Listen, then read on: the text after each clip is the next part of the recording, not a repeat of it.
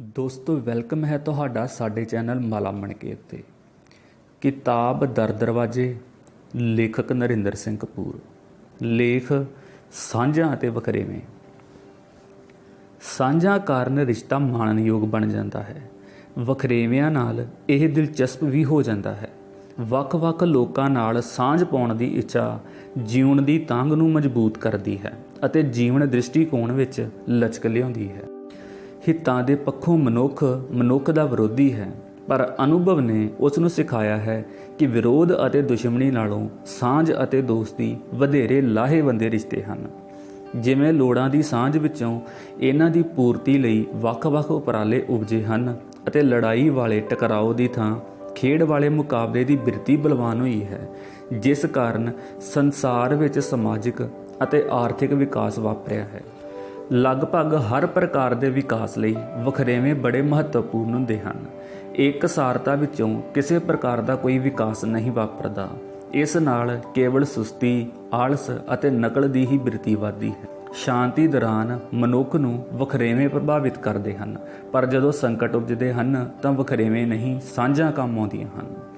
ਅੱਗ ਲੱਗੀ ਹੋਵੇ, ਹੜ੍ਹ ਆਇਆ ਹੋਵੇ, ਭੁਚਾਲ ਨੇ ਤਬਾਹੀ ਮਚਾਈ ਹੋਵੇ ਤਾਂ ਇਹ ਵੱਖ-ਵੱਖ ਮੁਸੀਬਤਾਂ ਸਭ ਦੇ ਸਾਂਝੇ ਯਤਨਾਂ ਨਾਲ ਹੀ ਹੱਲ ਹੁੰਦੀਆਂ ਹਨ। ਪਰੇਡ ਵਿੱਚ ਫੌਜੀ ਹੁੰਦੇ ਵੱਖਰੇ-ਵੱਖਰੇ ਹਨ, ਪਰ ਉਹਨਾਂ ਦੀ ਇੱਕੋ ਜਿਹੀ ਵਰਦੀ ਅਤੇ ਸਾਂਝੀ ਕਮਾਂਡ ਉਹਨਾਂ ਵਿੱਚ ਤਾਲਮੇਲ ਉਸਾਰ ਉਹਨਾਂ ਨੂੰ ਇੱਕ ਸਾਂਝੀ ਅਜਿੱਤ ਸ਼ਕਤੀ ਬਣਾ ਦਿੰਦੀ ਹੈ।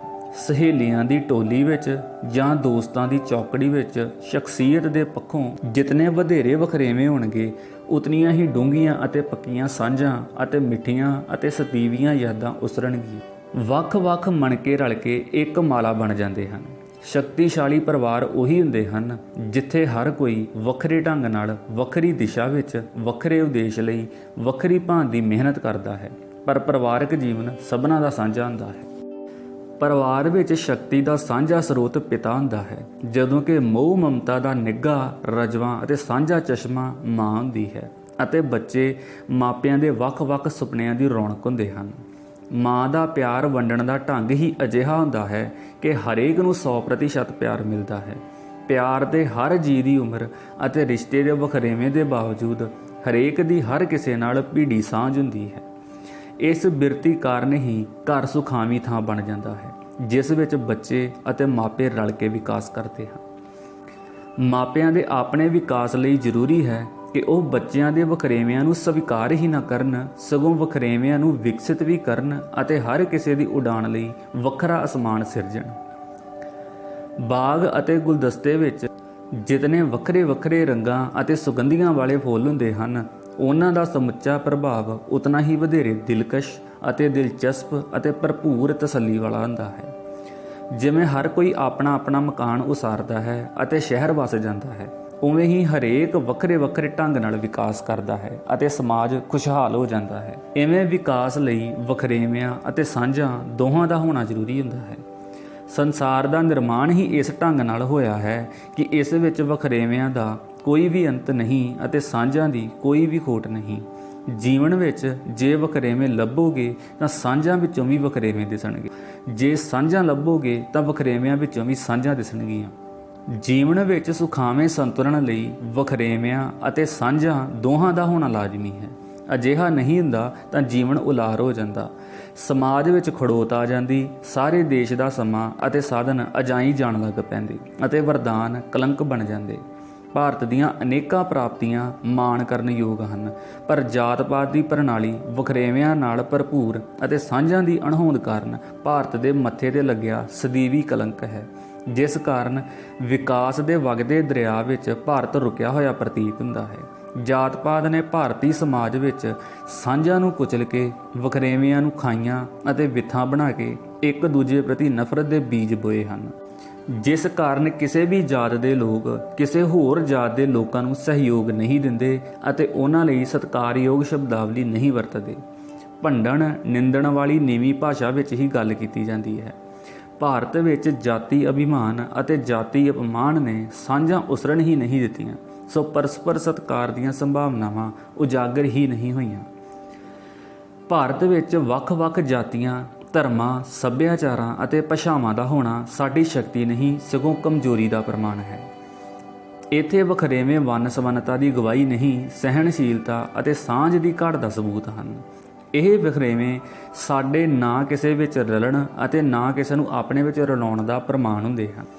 ਇਹਨਾਂ ਵਿਥਾਂ ਕਾਰਨ ਹੀ ਭਾਰਤ ਵਿੱਚ ਹਿੰਦੂ ਧਰਮ ਅਤੇ ਇਸਲਾਮ ਨੇ ਇੱਕ ਦੂਜੇ ਤੋਂ ਕੁਝ ਨਹੀਂ ਸਿੱਖਿਆ ਤੇ ਇੱਕ ਦੂਜੇ ਦਾ ਕੁਝ ਵੀ ਨਹੀਂ ਅਪਣਾਇਆ। ਵੱਖਰੇ ਵਿਚਰਨ ਦੀ ਪ੍ਰਵਿਰਤੀ ਕਾਰਨ ਹੀ ਭਾਵੇਂ ਅੰਗਰੇਜ਼ਾਂ ਨੇ ਭਾਰਤ 'ਤੇ 2 ਸਦੀਆਂ ਰਾਜ ਕੀਤਾ, ਪਰ ਉਹਨਾਂ ਨੇ ਭਾਰਤ ਨੂੰ ਅਤੇ ਭਾਰਤ ਨੇ ਉਹਨਾਂ ਨੂੰ ਨਹੀਂ ਅਪਣਾਇਆ, ਜਿਸ ਕਾਰਨ ਅੰਗਰੇਜ਼ ਭਾਰਤ ਦੇ ਹਾਕਮ ਤਾਂ ਬਣ ਗਏ ਪਰ ਉਹ ਭਾਰਤ ਦੇ ਆਗੂ ਨਾ ਬਣ ਸਕੇ। ਜਾਤ ਪਾਤ ਕਾਰਨ ਹੀ ਭਾਰਤ ਵਿਗਿਆਨਕ ਨਹੀਂ ਬਣ ਸਕਿਆ, ਕਿਉਂਕਿ ਇੱਥੇ ਗਿਆਨ ਬ੍ਰਾਹਮਣ ਕੋਲ ਸੀ ਪਰ ਹੱਥੀਂ ਕਾਰਜ ਰਾਹੀਂ ਪ੍ਰਯੋਗ ਕਰਨ ਦੇ ਲਈ ਬ੍ਰਾਹਮਣ ਤਿਆਰ ਨਹੀਂ ਸੀ। ਹੱਥੀਂ ਕੰਮ ਕਰਨ ਦੀ ਜ਼ਿੰਮੇਵਾਰੀ ਸ਼ੂਦਰ ਦੀ ਸੀ, ਪਰ ਸ਼ੂਦਰ ਕੋਲ ਗਿਆਨ ਨਹੀਂ ਸੀ, ਕਿਉਂਕਿ ਬ੍ਰਾਹਮਣ ਨੇ ਸ਼ੂਦਰ ਨੂੰ ਗਿਆਨ ਪ੍ਰਾਪਤ ਕਰਨ ਦੀ ਮਨਾਹੀ ਕੀਤੀ ਹੋਈ ਸੀ। ਇਵੇਂ ਇੱਕ ਹੀ ਵਿਅਕਤੀ ਵਿੱਚ ਗਿਆਨ ਅਤੇ ਪ੍ਰਯੋਗ ਦੀ ਸਾਂਝ ਨਾ ਹੋਣ ਕਾਰਨ ਭਾਰਤ ਵਿਗਿਆਨ ਦੇ ਮਾਰਗ 'ਤੇ ਚੱਲ ਹੀ ਨਹੀਂ ਸਕਿਆ ਅਤੇ ਸਿੱਟੇ ਵਜੋਂ ਅਜੋਕਾ ਭਾਰਤ ਵਿਗਿਆਨਕ ਦ੍ਰਿਸ਼ਟੀਕੋਣ ਅਪਣਾਉਣ ਦੀ ਥਾਂ ਅੰਧ ਵਿਸ਼ਵਾਸੀ ਹੋਣ ਅਤੇ ਆਧੁਨਿਕ ਹੋਣ ਦੀ ਥਾਂ ਪਰੰਪਰਾਵਾਦੀ ਹੋਣ ਵਿੱਚ ਹੀ ਸੰਤੁਸ਼ਟ ਹੈ। ਜਾਤ ਪਾਤ ਦੀ ਬਿਰਤੀ ਕਾਰਨ ਹੀ ਭਾਰਤ ਦੀ ਹਰੇਕ ਸੰਸਥਾ, ਪਾਰਟੀ ਅਤੇ ਜਥੇਬੰਦੀ ਫੁੱਟ ਦਾ ਸ਼ਿਕਾਰ ਹੋਈ ਪਈ ਹੈ। ਸੰਸਾਰ ਵਿੱਚ ਧਰਮ ਵੱਖ-ਵੱਖ ਹਨ ਪਰ ਵਿਗਿਆਨ ਇੱਕ ਹੈ ਅਤੇ ਇਹ ਸਾਰੇ ਵਿਸ਼ਵ ਦਾ ਸਾਂਝਾ ਹੈ। ਵਿਗਿਆਨ ਅਤੇ ਧਰਮ ਦੋਹਾਂ ਦੇ ਢੰਗ ਵੱਖਰੇ ਹਨ, ਪਰ ਸਾਂਝਾ ਉਦੇਸ਼ ਸੱਚ ਦੀ ਖੋਜ ਹੈ। ਇੱਕ ਦਿਨ ਆਵੇਗਾ ਜਦੋਂ ਵਿਗਿਆਨ ਧਾਰਮਿਕ ਹੋ ਜਾਵੇਗਾ ਅਤੇ ਧਰਮ ਵਿਗਿਆਨਕ ਹੋ ਜਾਵੇਗਾ, ਕਿਉਂਕਿ ਅਜਿਹੀ ਸਾਂਝ ਹੋਣ ਦੇ ਅਨੇਕਾਂ ਪ੍ਰਮਾਣ ਸਾਡੇ ਸਾਹਮਣੇ ਹਨ। ਜਿਵੇਂ ਨਦੀਆਂ ਅਨੇਕਾਂ ਹਨ ਪਰ ਸਮੁੰਦਰ ਸਾਂਝਾ ਹੈ, ਵਿਸ਼ੇ ਅਨੇਕਾਂ ਹਨ ਪਰ ਗਿਆਨ ਦਾ ਸਾਗਰ ਇੱਕ ਹੈ। ਖੇਡਾਂ ਵੰਨ-ਸਵੰਨੀਆਂ ਹਨ ਪਰ ਹਰ ਕਿਸੇ ਦਾ ਉਦੇਸ਼ ਜਿੱਤਣਾ ਹੁੰਦਾ ਹੈ। ਵਿਚਾਰਧਾਰਾਵਾਂ, ਸੋਚਾਂ, ਚਿੰਤਨ, ਪ੍ਰਗਟਾਵੇ ਵੰਨ-ਸਵੰਨੇ ਹਨ, ਪਰ ਸਾਂਝਾ ਉਦੇਸ਼ ਮਨੁੱਖ ਦਾ ਮਾਨਸਿਕ ਅਤੇ ਬੌਧਿਕ ਵਿਕਾਸ ਹੈ। ਚੋਟੀਆਂ ਅਣਗਿਣਤ ਹਨ ਪਰ ਐਵਰੈਸਟ ਸਾਰੀਆਂ ਦੇ ਸਿਰ 'ਤੇ ਤਾਜ ਹੈ।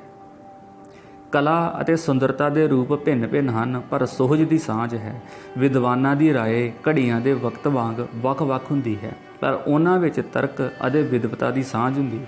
ਵਿਦਿਆ ਦਾ ਉਦੇਸ਼ ਵੱਖ-ਵੱਖ ਸੋਚਾਂ ਪ੍ਰਗਟਾਉਣਾ ਅਤੇ ਸਵੀਕਾਰਨਾ ਹੁੰਦਾ ਹੈ। ਸੰਸਾਰ ਦਾ ਸਮੁੱਚਾ ਆਰਥਿਕ, ਰਾਜਨੀਤਿਕ, ਕਲਾਤਮਕ ਵਿਕਾਸ ਵੱਖ-ਵੱਖ ਯਤਨਾਂ ਦਾ ਸਾਂਝਾ ਸਿੱਟਾ ਹੈ। ਸੋਚਾਂ ਦਾ ਵਖਰੇਵਾਂ ਅਤੇ ਹਿੱਤਾਂ ਦੀ ਸਾਂਝ ਖੁਸ਼ਹਾਲੀ ਦਾ ਪ੍ਰਮਾਣ ਹੁੰਦੀ ਹੈ।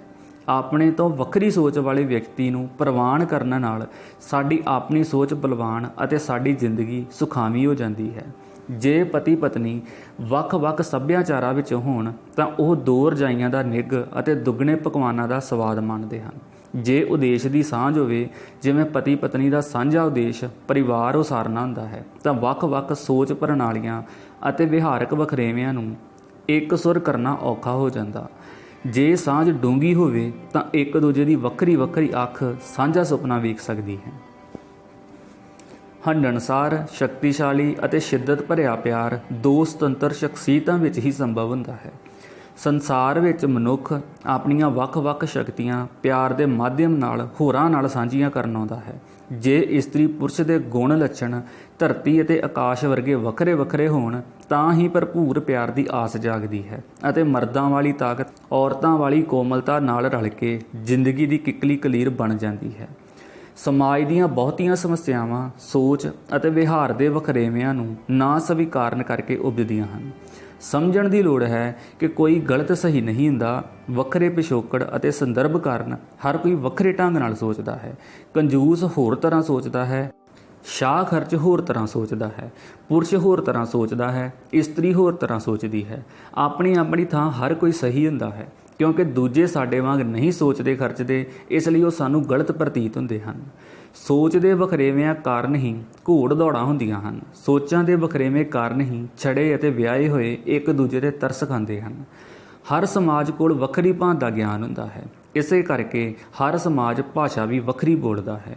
ਉਦਾਹਰਣ ਵਜੋਂ ਜੋ ਸੰਸਕ੍ਰਿਤ ਵਿੱਚ ਹੈ ਉਹ ਫਾਰਸੀ ਵਿੱਚ ਨਹੀਂ, ਜੋ ਫਰਾਂਸੀਸੀ ਵਿੱਚ ਹੈ ਉਹ ਅੰਗਰੇਜ਼ੀ ਵਿੱਚ ਨਹੀਂ।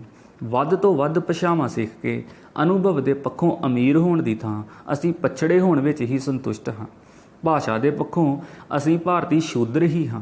ਅਸੀਂ ਕਿਸੇ ਦੀ ਭਾਸ਼ਾ ਨਹੀਂ ਸਿੱਖਦੇ, ਇਸੇ ਕਾਰਨ ਝਿਜਕ ਅਤੇ ਸੰਕੀਰਣਤਾ ਸਾਡੇ ਲੱਛਣ ਹਨ, ਜਿਸ ਕਾਰਨ ਅਸੀਂ ਅਜਨਬੀਆਂ ਨੂੰ ਖਿੜੇ ਮੱਥੇ ਪ੍ਰਵਾਨ ਨਹੀਂ ਕਰਦੇ। ਸੋ ਦੋਸਤੋ, ਟੌਪਿਕ ਲੰਬਾ ਹੋਣ ਕਰਕੇ ਇਹਨੂੰ ਆਪਾਂ ਇੱਥੇ ਹੀ ਖਤਮ ਕਰਦੇ ਹਾਂ। ਫਿਰ ਮਿਲਾਂਗੇ ਇਹਦੇ ਦੂਜੇ ਭਾਗ ਦੇ ਨਾਲ।